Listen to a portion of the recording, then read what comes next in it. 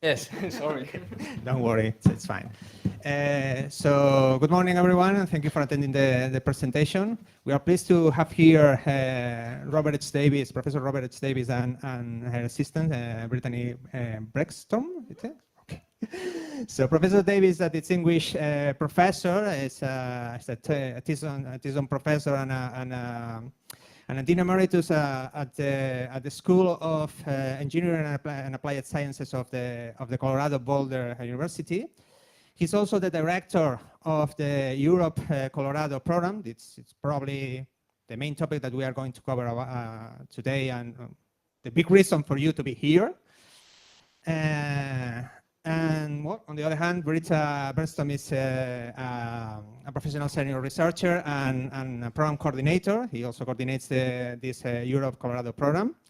Okay, so they will both present the University of Colorado Boulder for sure, and this interesting and very successful program called Europe Colorado. Okay, this program is really a great opportunity for talented UPT students that are aimed at completing their studies in the University of Boulder, Colorado, or just trying to apply to a PhD or a master position in there. So I encourage you to pay attention to all that they have, of everything they have to say, to ask them any question you may have about the program or the university, and for sure that you enjoy the presentation, okay? So it's all from my side. You can go on when you're ready. The floor is all yours. Okay.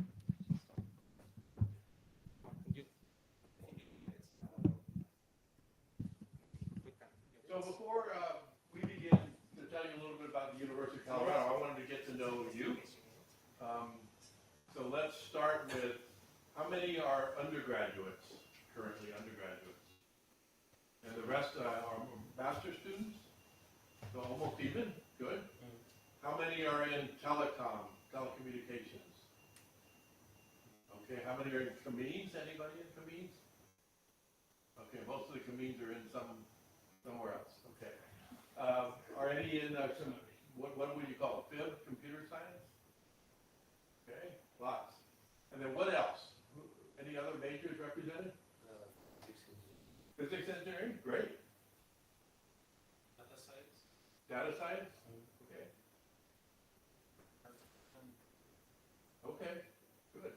All of those two fall within computer science in our program. We also have engineering physics. So. Okay, how many of you have been to the United States? About a third. How many, if anybody, has been to Colorado?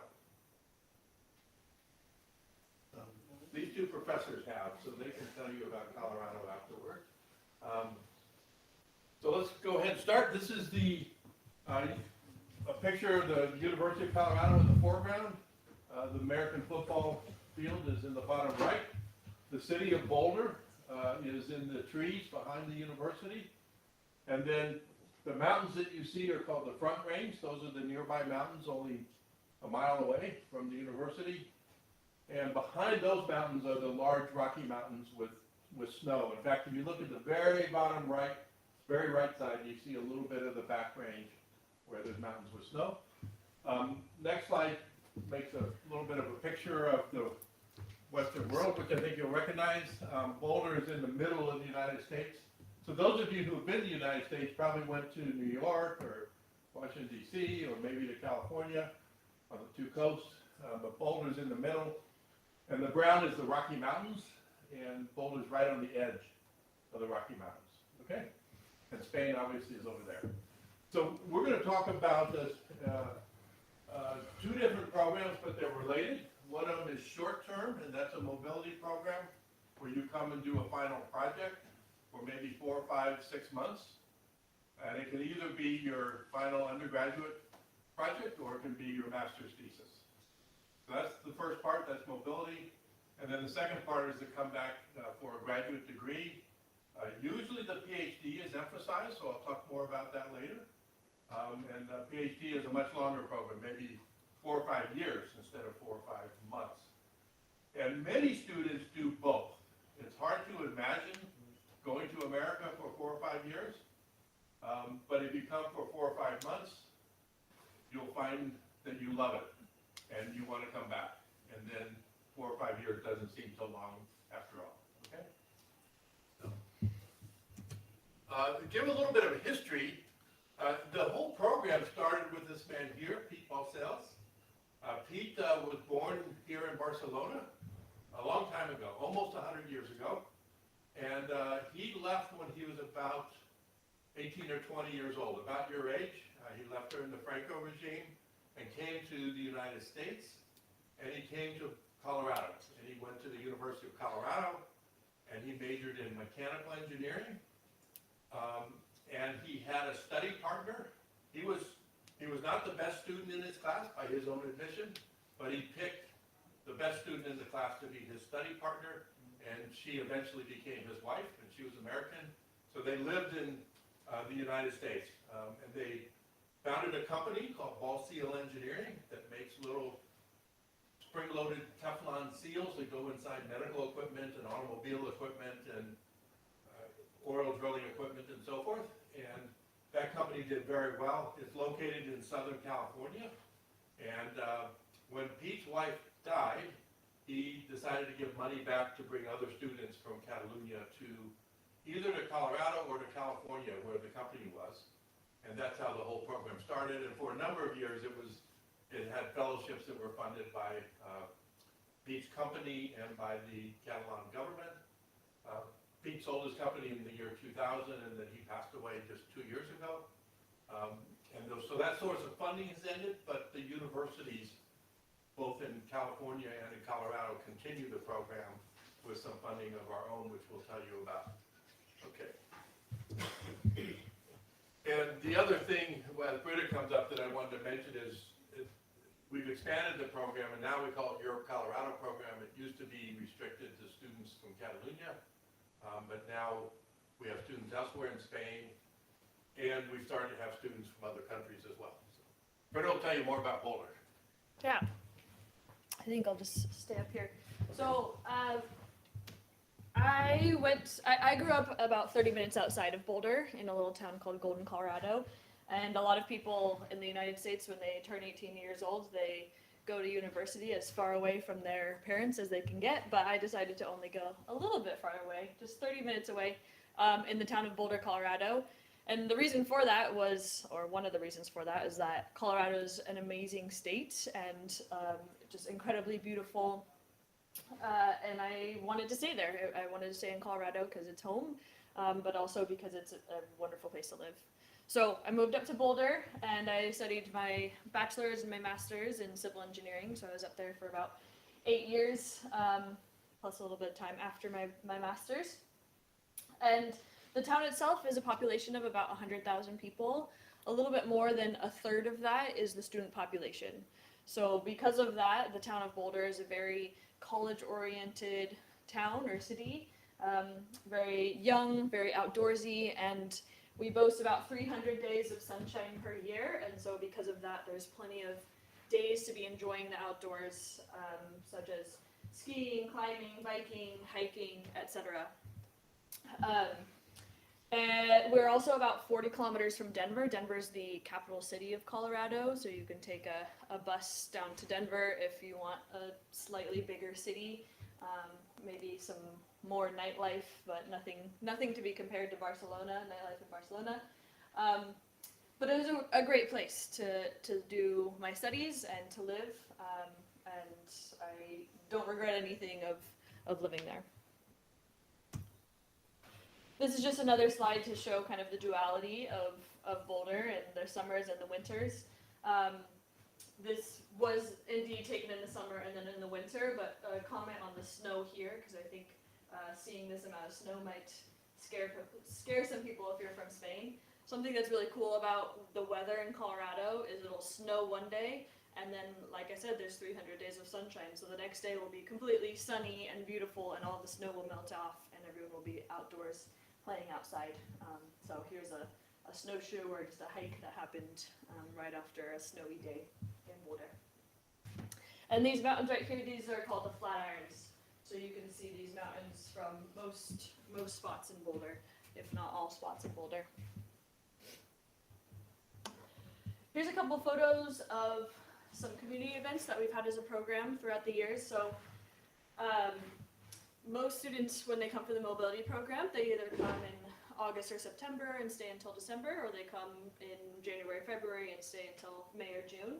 And so because of that, it's very much a cohort-based program. So about 7 students are there at a time, which is really wonderful because I studied abroad in Valencia, and so speaking from experience, it was really nice to have other people that were in the same situation that I was, living in a new place and doing studies in a new place. And so if you come for this program, hopefully you'll be in a cohort and make lifelong friends and grow really close with each other. And so we host some community events. We host a welcome event every semester. So here's a photo of a couple of years ago on a welcome hike that we went on. This photo was actually taken a couple weeks ago. A similar concept. We went on a welcome hike, and you might be wondering what they're doing there. I've lived in Colorado all my life, and never have I ever seen a bear on a hike, but we saw a bear on our welcome hike. So this is not a picture of the bear, but a picture of all the students, the Year of Colorado students, taking a picture of the bear, which is very funny. I'm sure they went home and texted the photo to their parents and scared their parents about being in Colorado. And then this is just a photo of a spring semester welcome dinner that we had in Professor Davis's house.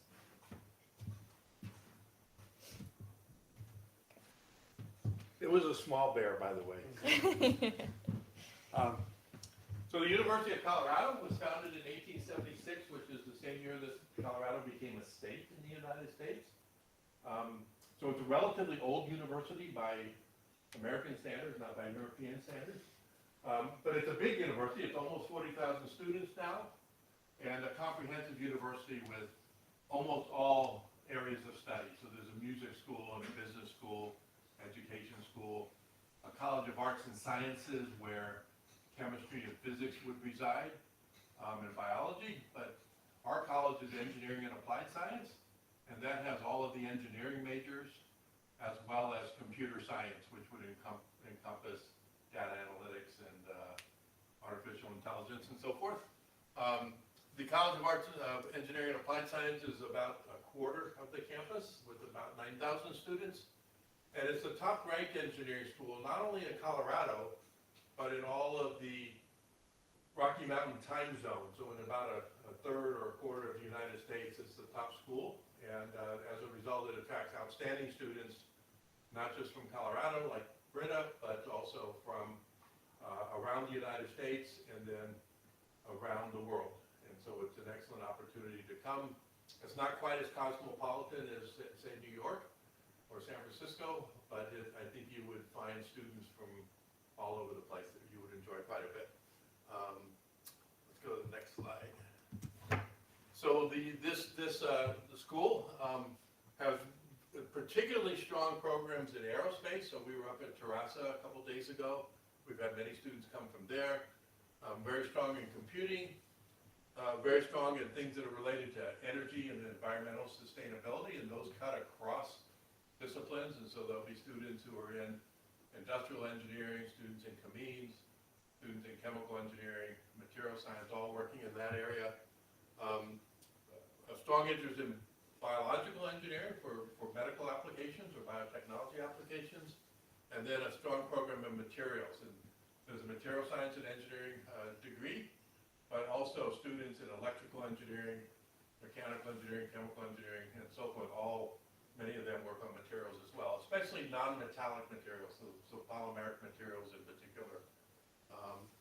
And 4 of the departments, chemical, civil, environmental engineering, aerospace engineering, are all ranked in the top 10 in the United States. And top 10 may not sound that high, but you need to remember there's about 300 engineering schools in the United States. And so these are in the top 2 or 3% of all of their peers.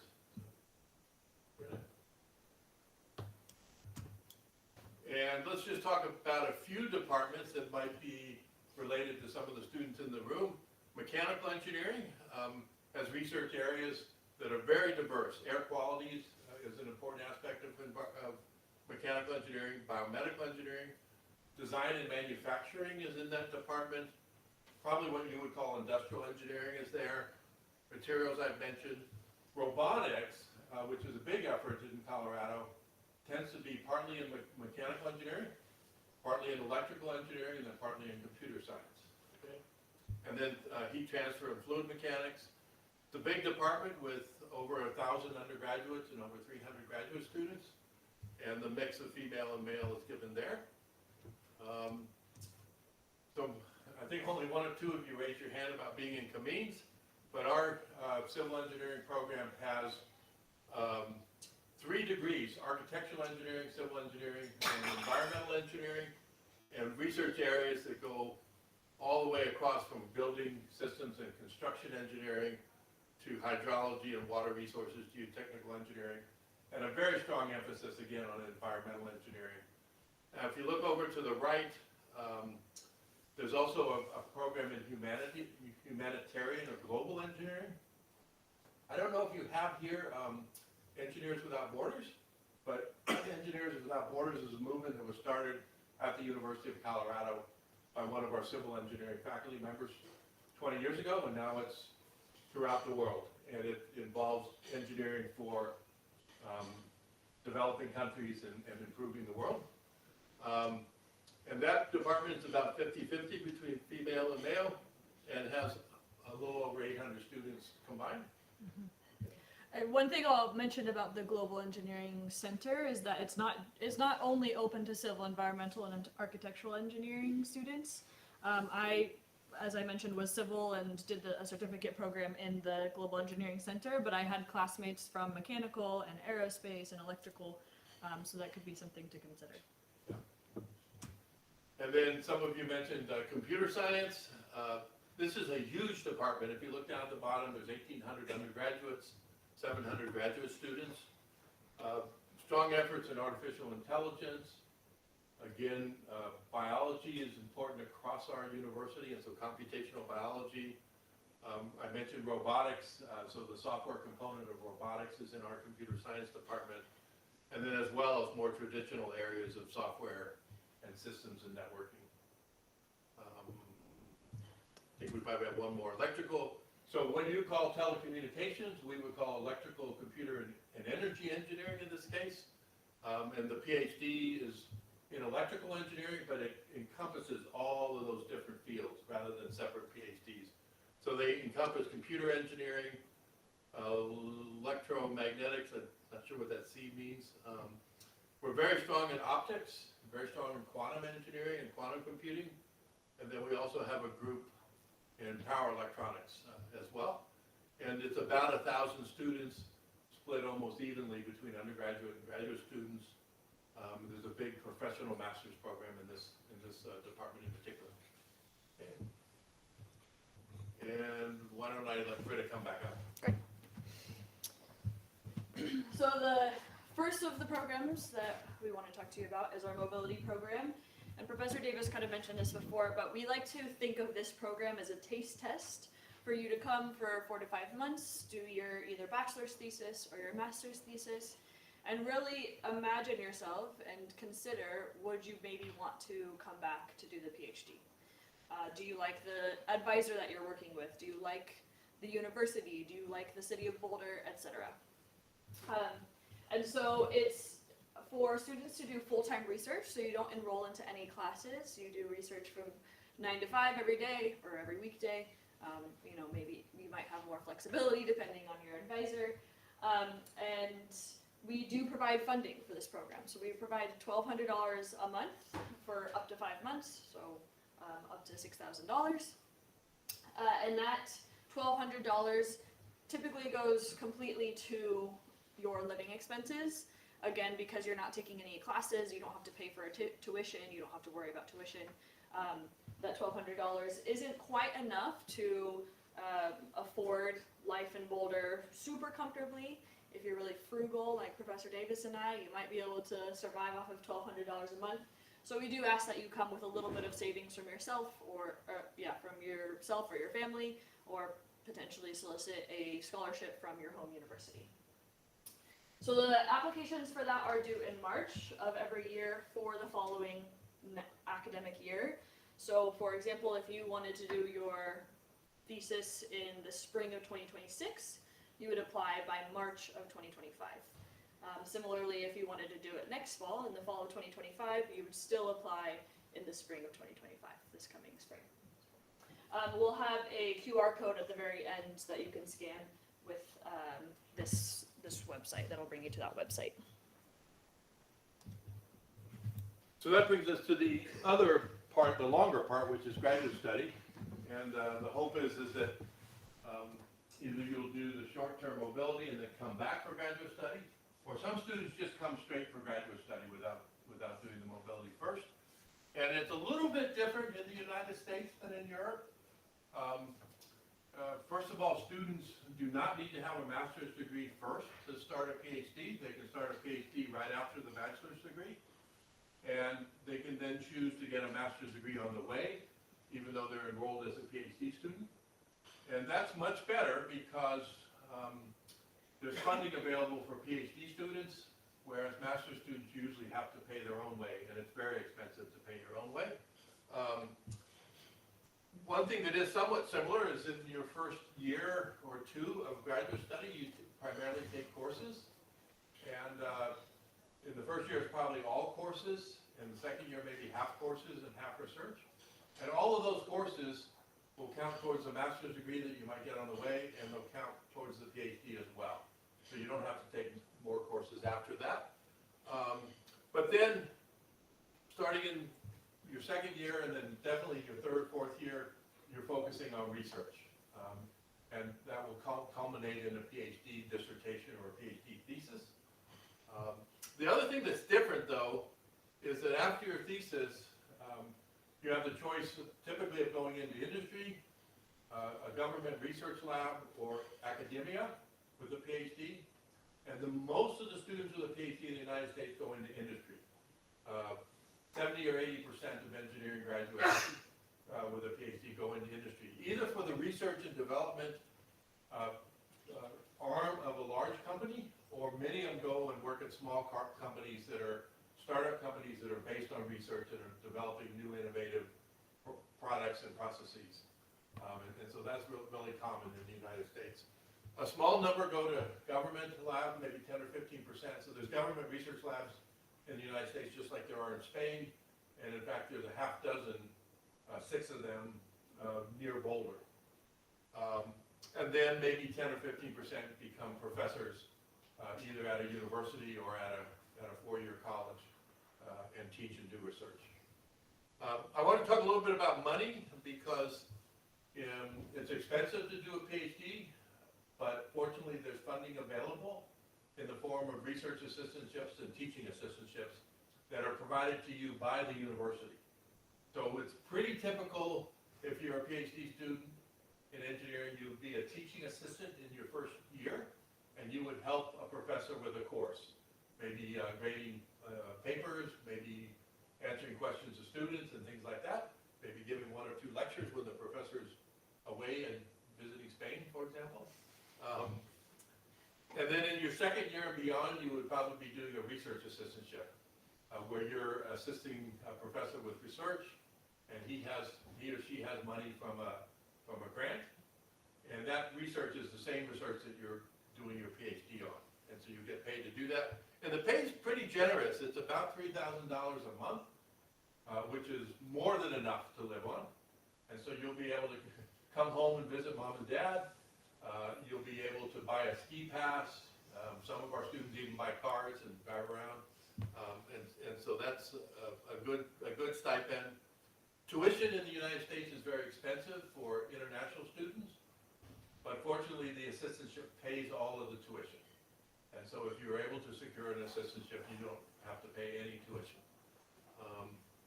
We do have a little bit of funding left for Catalan students from the Balsells program, and we're using that to provide a very small stipend for travel the first 2 years.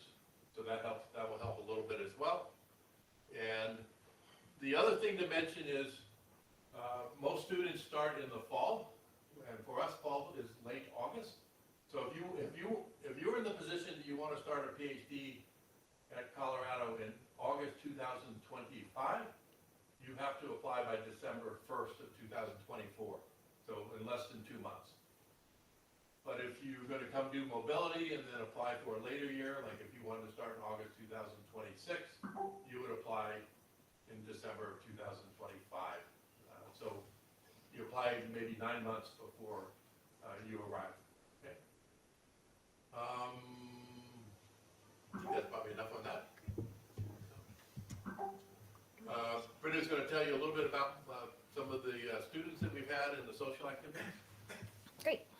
Yeah, here are just a few more photos of, here, I'm going to silence that. I don't know what that little beeping sound is. A few more photos of our programmatic events throughout the years. Another welcome hike. This is when the Generalitat de Catalunya came and visited our university. This is a paellada that we had in Professor Davis's backyard, a San Jordi event that we had.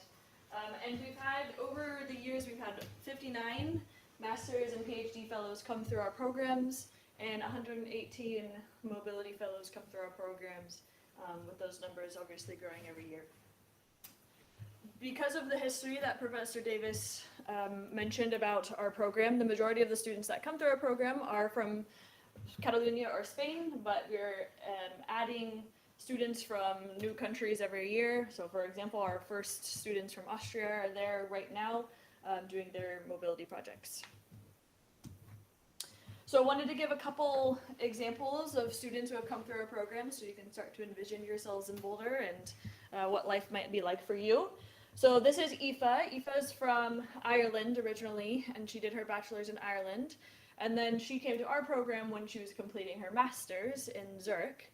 And she actually came in the fall of 2020. So the program, the Europe Colorado program, started in 2020, which was, maybe not the best year to start an international program, but she still came. And despite, a lot of social activities being shut down because of the pandemic, she fell in love with Boulder, fell in love with the university and her research, and decided to come back for her PhD. So she's currently kind of starting to finish up her PhD in the electrical, computer, and energy engineering department and doing research on wind turbines. This is Aina. Aina was studying her bachelor's degree in chemistry at the University of Barcelona and came and did her undergraduate thesis, her TFG, in the spring of 2023. And Aina is an example of a student who went directly from her bachelor's degree straight to her to her PhD degree. So as soon as she finished her mobility program in the spring of 2023, she applied to the PhD program, and she's starting her second year as a PhD student in biological engineering at CU. And then here's a student from your university. This is Ulysses. He was doing he did his bachelor's and his master's here in the School of Camins, and came directly, so he didn't do mini Balsells. That's right. Yeah, he came directly for his PhD in civil engineering at our university, and decided to stay in Colorado, and he's currently working as a professor at Colorado Mesa University, which is in Grand Junction in Colorado. And so I'm an example of a student who decided to stay in Colorado and work there after finishing up at our university. And then we'll show one more example of a student. Let's see if we can. Is he from here? Yeah, telecom, right? Yeah, that's the telecom student.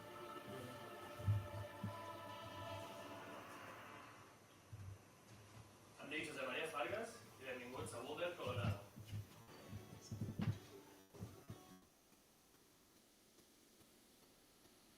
Vaig arribar a Boulder, Colorado, el passat agost del 2015 per fer el treball final de grau. Quan passejo pel campus, em sento arropat pels Flat Irons, que són les muntanyes a l'oest de la ciutat. La universitat, també coneguda com CU Boulder o simplement CU, És una universitat pública fundada el 1876, que abarca 30.000 estudiants i amb una extensió de 318 hectàrees. Els que estem a la Universitat de Sió també se'ns coneix com Búfalos.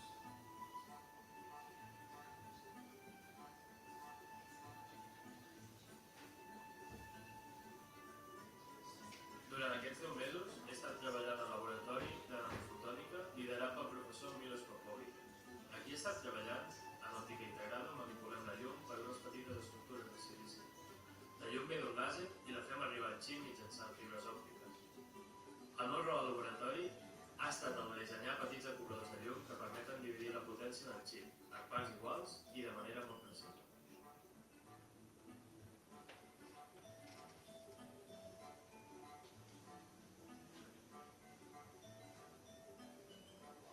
La meva experiència està sent molt enriquidora i a part de treballar he tingut l'oportunitat d'explorar els Estats Units.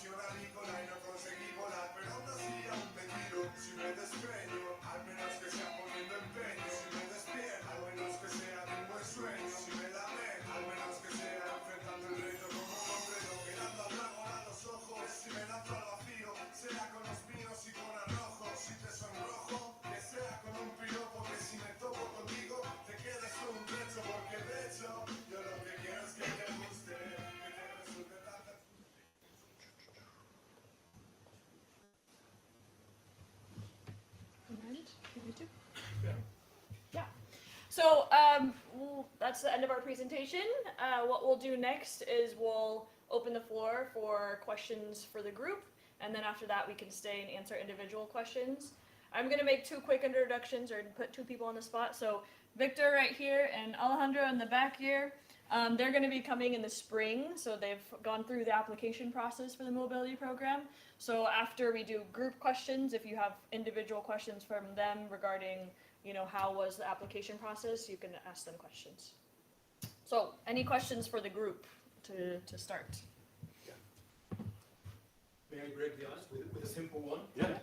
So I remember that during the Balsells program era, students were expected, irrespective of their original degree, to have an angle on biology. Is that something that still holds for this program? Yeah, it's not restricted to some angle on biology anymore. Yeah, it's a strength of our college, but not necessary. Yeah. I'm a student, so I was wondering what is like people from like my grade into United States, what are the skills where they focus on the research for the class?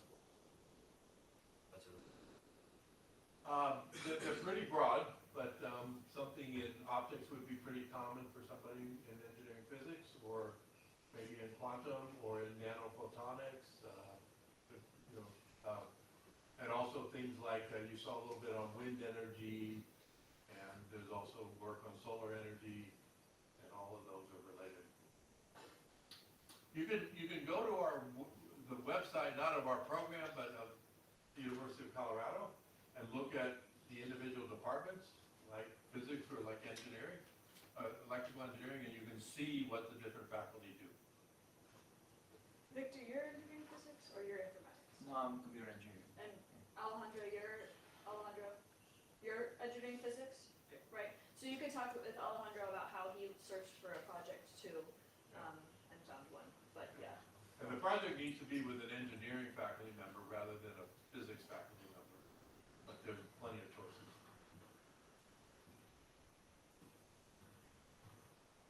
Other general questions? So since none of you have been to Colorado, does anybody want to come to Colorado now? You people take their interest? All right, that's good. Yes? We're going, I'm on my last year, and I would like to find a thesis for my bachelor. And where can I find the programs, like the website, or I have to somewhere, or from Barcelona? Yeah, so what are you asking, where you can find information about the program? Yeah, like the projects.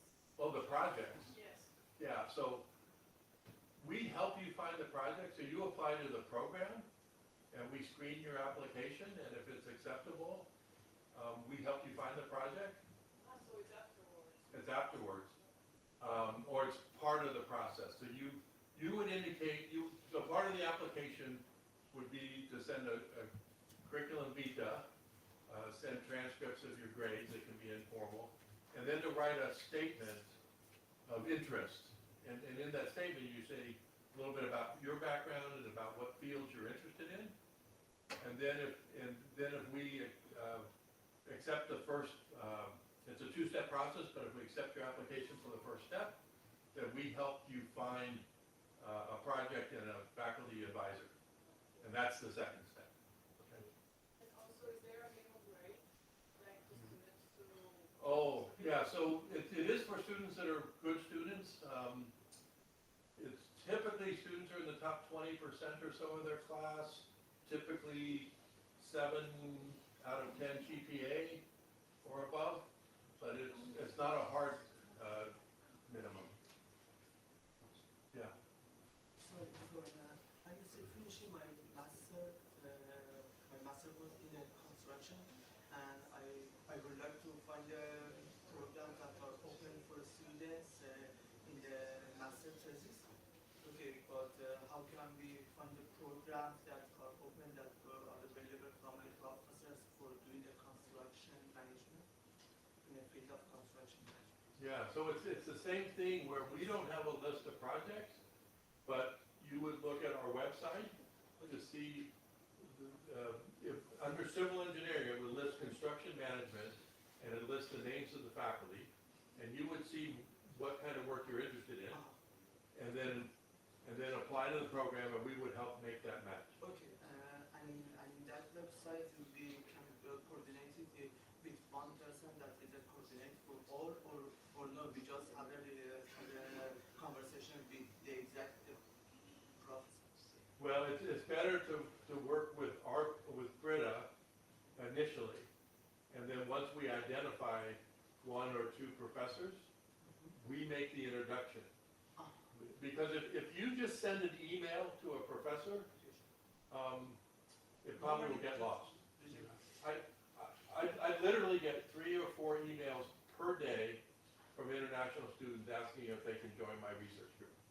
And although I try and answer every one of them, most professors do not.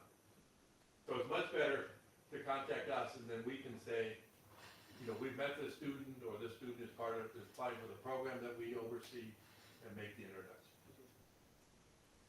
Yes?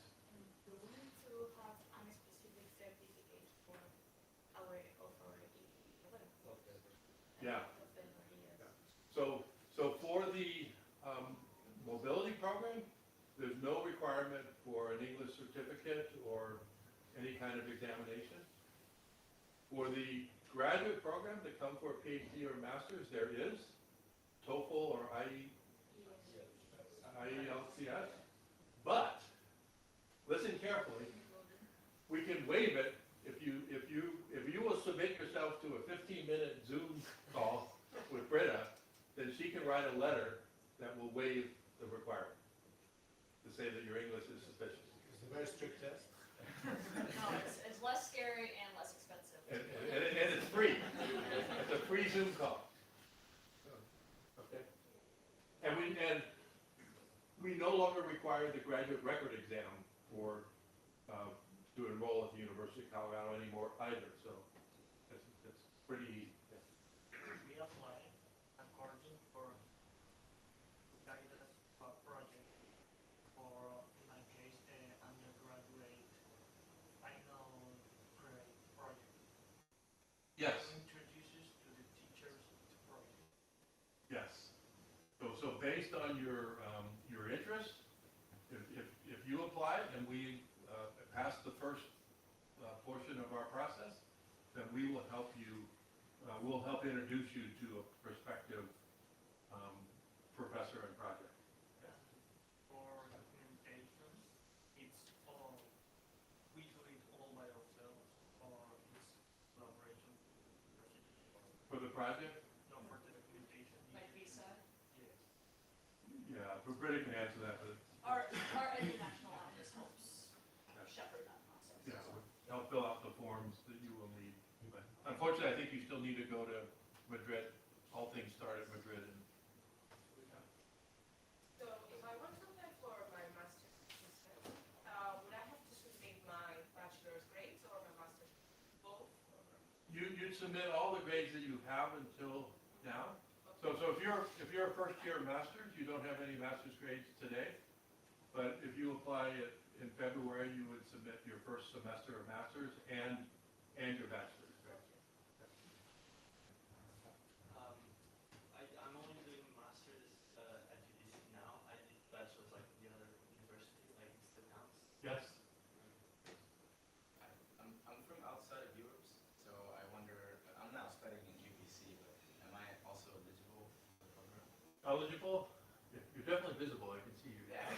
Yes, you're eligible. If you're studying in Europe, then you may apply for the program.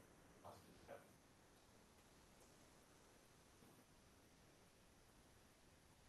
Yes.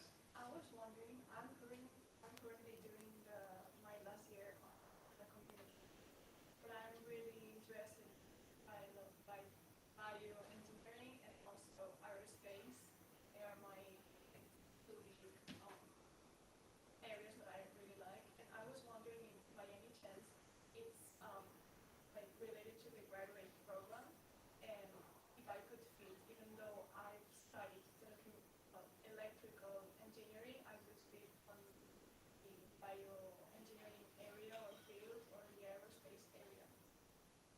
Yes, so it is possible to do your undergraduate in one area and do your graduate in a different area. And we have a biomedical engineering program that would be a possibility for you. And it's built on electrical engineering, mechanical engineering, and chemical engineering. And so you'd be a good fit there. Aerospace is a little more difficult to get into, but it has a bioastronautics group that studies humans in space. Which there are not very many humans in space, but you know, like how to have space habitation. So that's another possibility. May I anticipate another question, sir? So if you mobilize very much these audience, as I hope you're doing, how likely it is for them to be accepted? So do you have a quota, maximum number, which is the selection criteria beyond that minimum mark that you mentioned? Yeah, so we typically have about 12 to 15 students come per year from all of Europe. But we've only been having 30 to 40 apply. So it's a 1 in 3 or 1 in 2 chance, just on average. If you're a good student and a good fit, then the chances are very high. Would recommendation letters help? We will ask for a recommendation letter and it will help.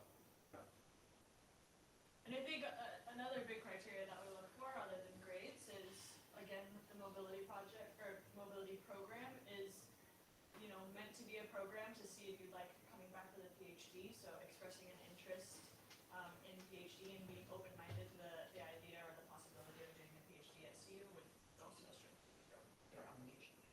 And let me expand on that. Part of the reason that our dean is continuing to fund the program is to help grow our PhD program at the University of Colorado. We have very few students from Europe. Most of the students are either American or Asian, and Europe is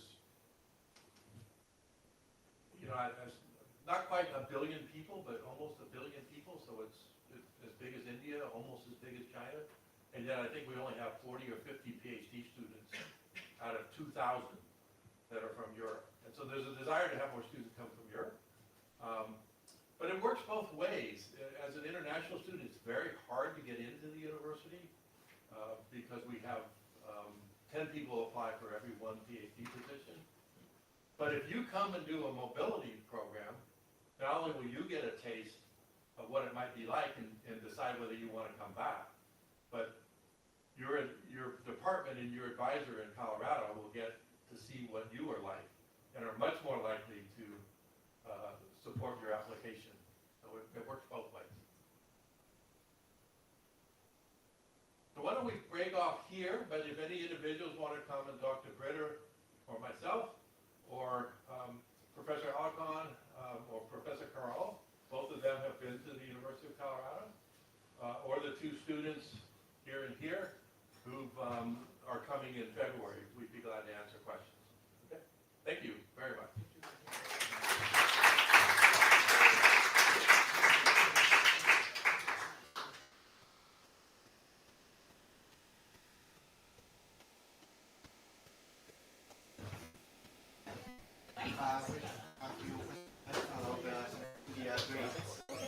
Because how do you measure for the medium